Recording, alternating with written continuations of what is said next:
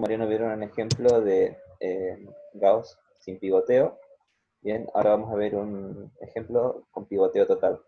Perdón, el que vieron con Mariano fue de pivoteo parcial. ¿Sí? Estos métodos son los que se llaman o conocidos como métodos directos. Bien. Ahora el ejemplo que nosotros vamos a resolver es exactamente el mismo que tenía recién Mariano, que es esta matriz.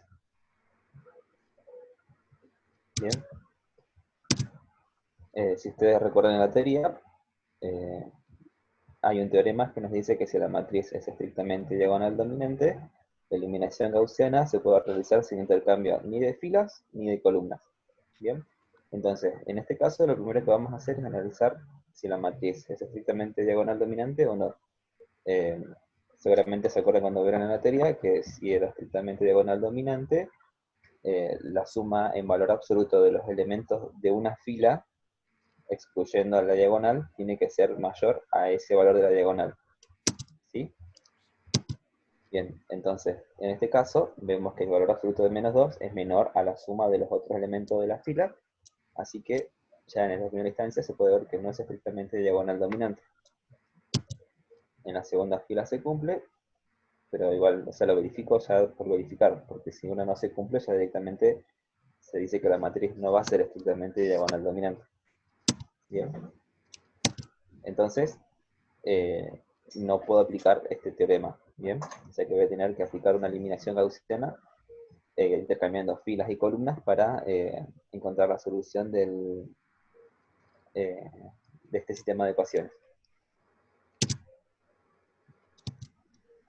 Bien, entonces, recuerda que recién cuando Mariano resolvió el ejercicio, él se posicionó en la primera columna y verificó y buscó el elemento de mayor módulo, ¿sí? Que en ese caso fue el menos 2.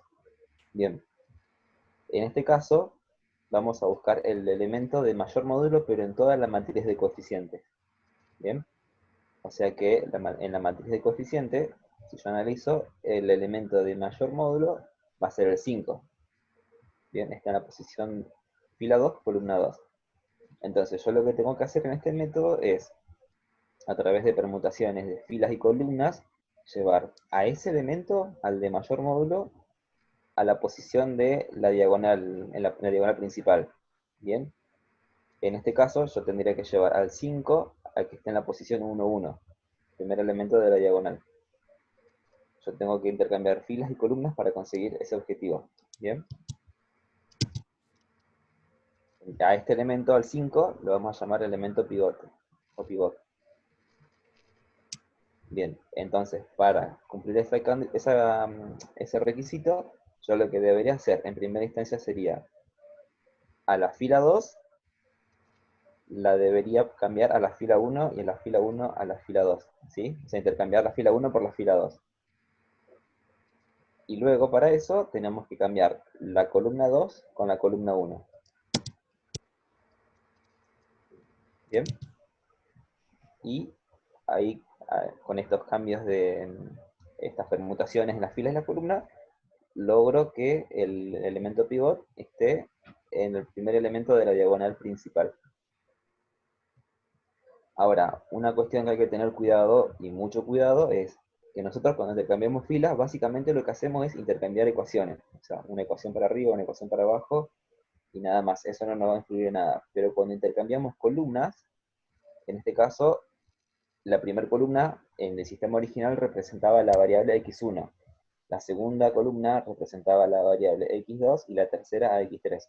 Como yo cambié de posición la columna 1 con la columna 2, la variable a la que está asociada también se cambia de posición, ¿sí? Entonces ahora lo que es mi columna 1, mi nueva columna 1, va a estar asociada a la variable x2 y la columna 2 va a estar asociada a la variable x1, ¿sí? Eso cada vez que hacemos un cambio de columnas, no tengo que perder de vista qué pasa o dónde queda posicionada mi variable. Bien.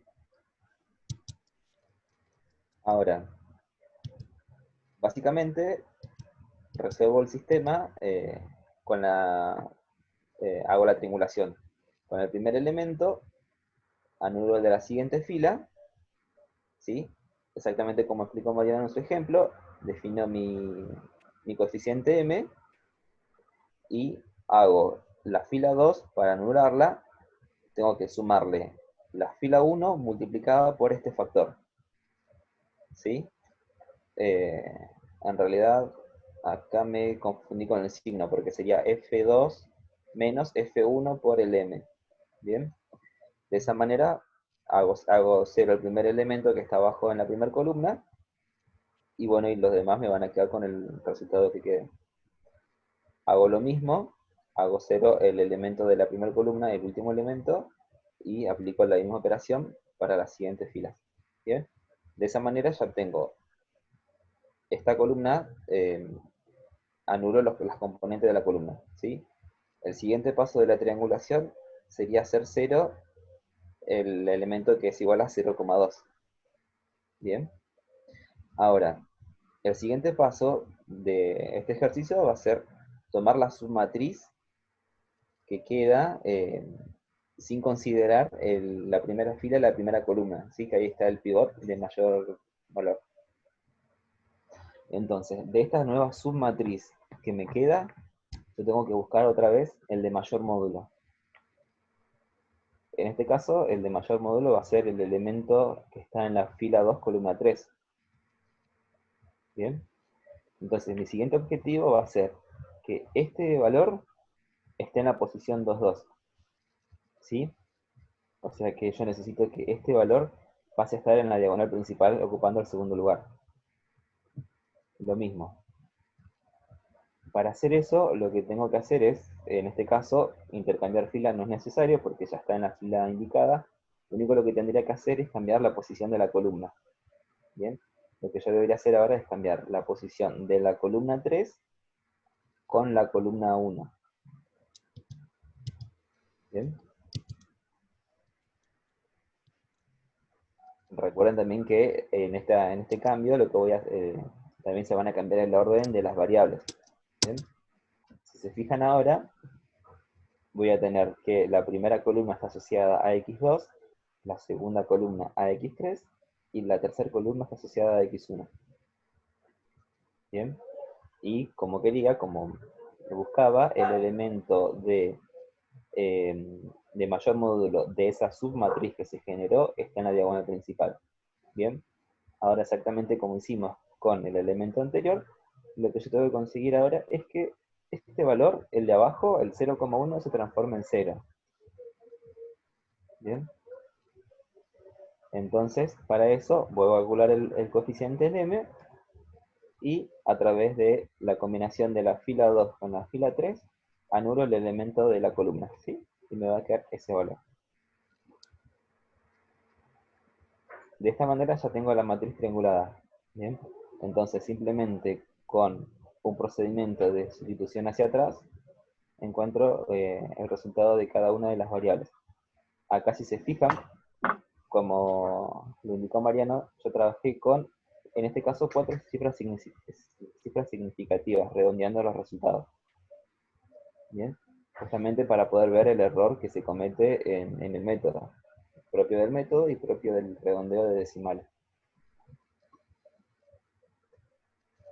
Resolviendo con sustitución hacia atrás, me queda que x1 toma este valor, menos 30,0556, x3 me va a quedar menos 10,1122,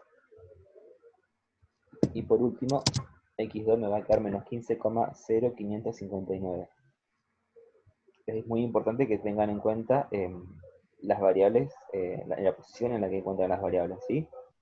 Por eso primero me dio el valor de x1, después de x3 y a lo último de x2, que va a estar asociado a la permutación de columnas que hice en todo el procedimiento. Bien. Entonces, mi vector de solución aproximada va a ser este, el que se ve en la imagen.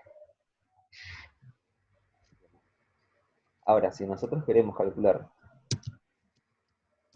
el error tanto absoluto como relativo, en este caso yo debería comparar, sí, se debería comparar con un vector encontrado con una solución analítica.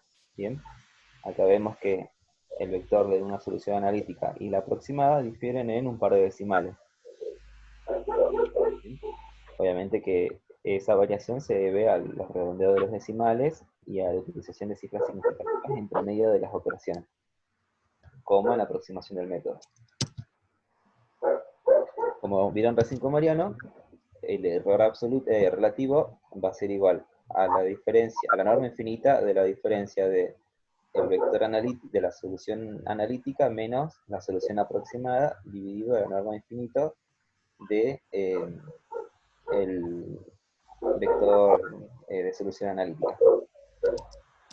Si resolvemos eso, la diferencia me va a quedar este vector. Vieron que recién en la cuarta cifra significativa tengo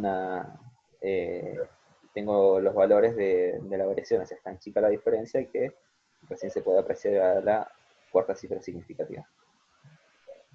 Bien, si recordamos un poco la definición, la norma infinita de este vector va a ser igual al elemento de mayor módulo del vector.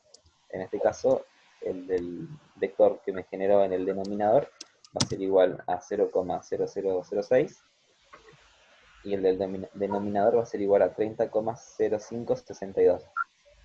Bien, recuerden que la norma infinita siempre me va a dar un número positivo. Entonces el error relativo me va a quedar igual a 0,0002, que si lo puedo expresar en porcentaje, puedo decir que me dio 0,002%. Bien, y el error absoluto directamente es el numerador del error que tengo acá arriba del relativo. Bien, ¿hasta acá quedó alguna duda, alguna consulta?